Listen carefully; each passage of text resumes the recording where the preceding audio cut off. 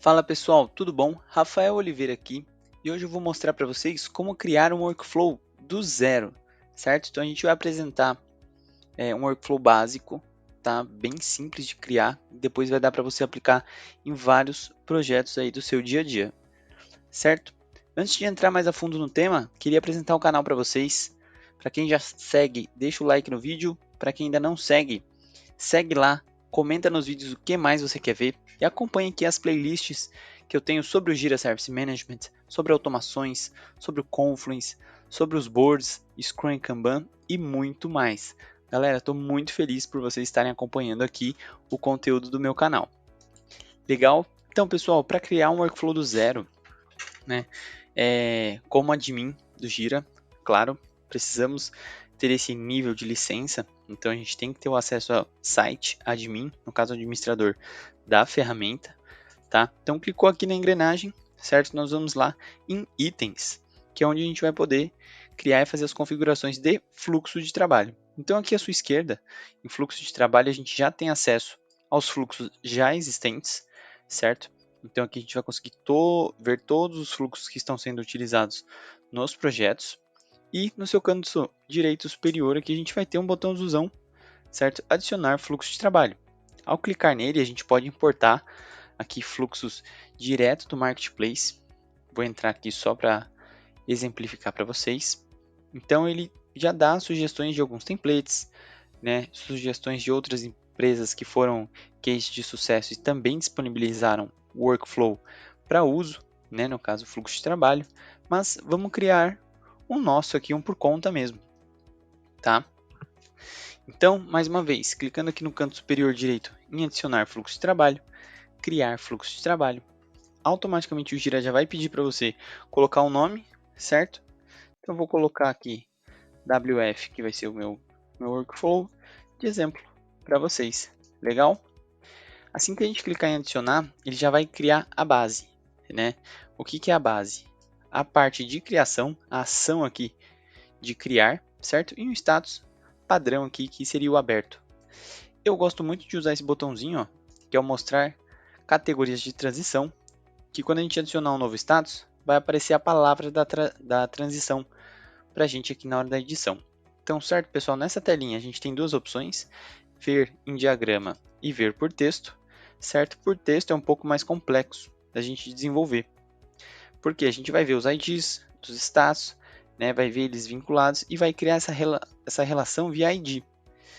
Na minha opinião, é muito mais simples, muito mais rápido usar o diagrama. Então, vou usar o diagrama para exemplificar para vocês, tá? Legal. Nessa parte aqui, por enquanto a gente só tem um status, o aberto, e a gente pode acessar os demais status já criados na ferramenta, né? Lembrando que para criar um status, basta a gente digitar aqui, então, por exemplo, novo status. Se eu clicar ó, novo status, ele vai nascer com esse nome, eu posso adicioná-lo. E aqui, mais uma vez, dar uma descrição a esse status e escolher uma categoria, né? O cinza representando itens pendentes, o azul representando itens em andamento e verde representando itens concluídos, tá? Vou cancelar, porque de momento eu não vou criar esse status aqui, foi só um exemplo. E lembrando que no seu menu do lado esquerdo, você também tem um botãozinho de a opção aqui, o item de status. Esse status nada mais é que uma página que centraliza todos os status já criados com nome, descrição, categoria e onde ele está sendo utilizado, certo? Então você consegue ver que esse status aberto está sendo utilizado já em 7 fluxos. Então você pode editar e você pode vir aqui e clicar e descobrir se ele está sendo usado numa tela de transição ou em outro workflow, certo? Muito importante essa informação para a gente, pessoal.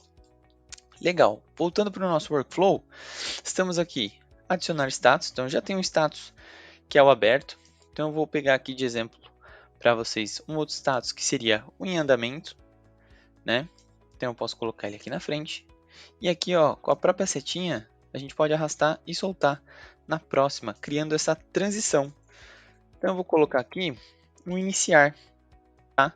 De momento sem tela de transição, então toda vez que meu agente solucionador ou desenvolvedor for sair do aberto para o em andamento, ele não vai precisar preencher nada, tá? De momento, então bem simples. Vou adicionar a transição e ganhamos aqui a primeira transição do nosso status.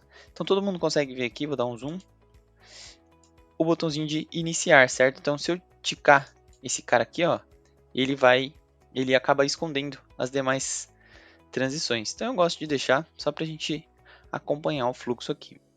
Então pessoal, para finalizar esse fluxo, eu vou escolher um outro status que simbolize o fechado, né? No caso aqui o Done, que a gente usa bastante.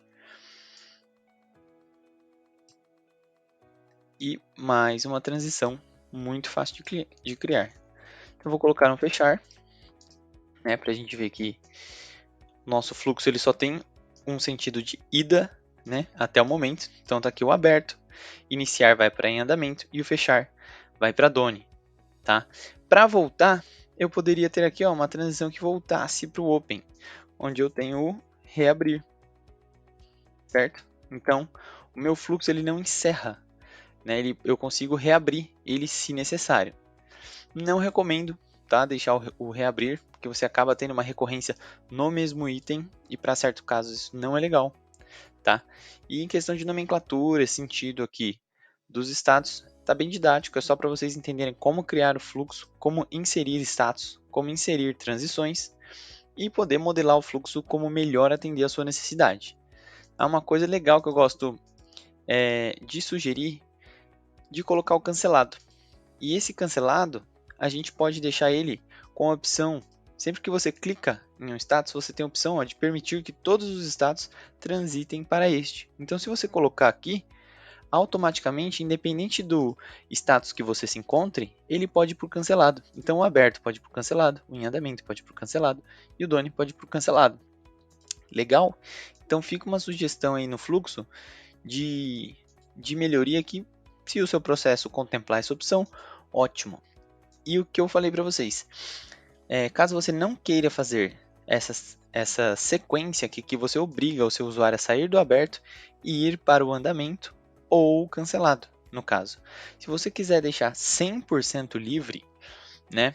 Então a gente pode manter as transições ou remover as transições. Então vou remover, ó, o fluxo não vai ter uma transição direta para o próximo status, mas o que isso implica, né?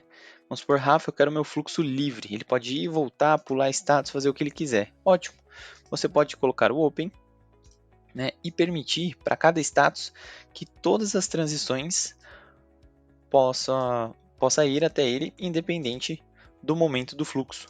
Né? Então, ó, na verdade, isso aqui fica bem livre, bem aberto. É ótimo para times que vão testar o workflow, vão começar no workflow, porém, você não tem um fluxo obrigatório, né?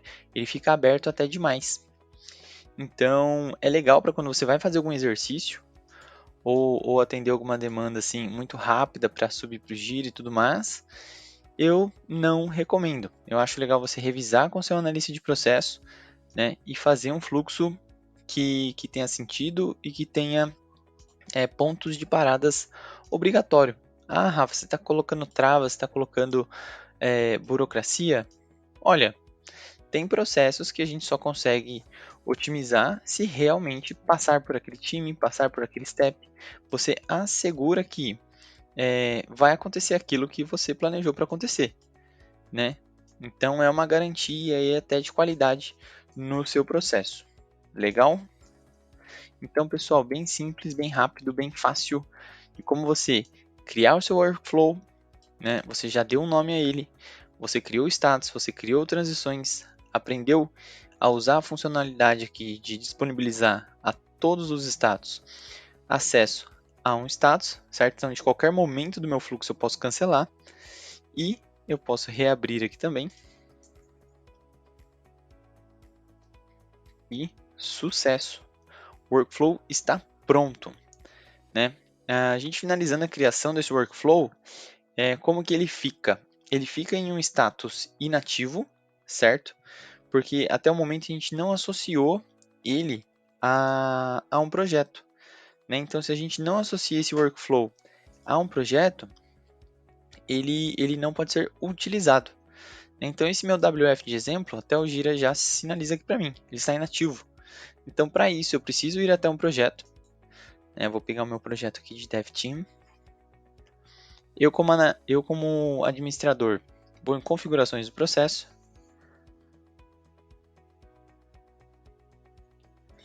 E em fluxo de trabalho,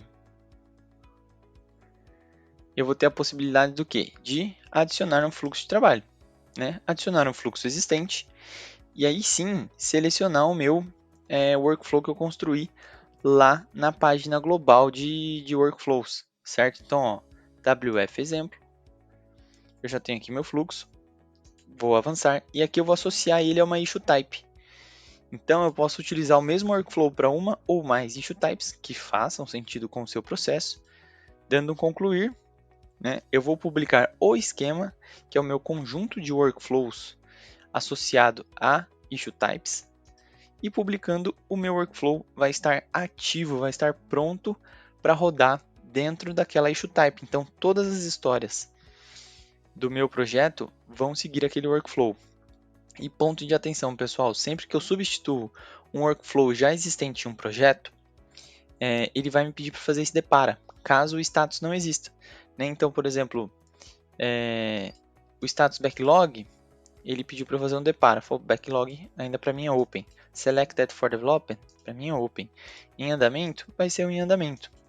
Então, eu vou conseguir fazer esse depara, tá? O Gira para fazer um reindex super rápido aqui, porque não tinham issues associadas e pronto. O meu workflow está disponível para issue type história fazer uso dele. Legal? E o mesmo workflow você pode utilizar para vários projetos e várias issue types. Legal? Eu falo mais um pouquinho disso em outros vídeos aqui no canal também. Então, muito obrigado e até o próximo vídeo.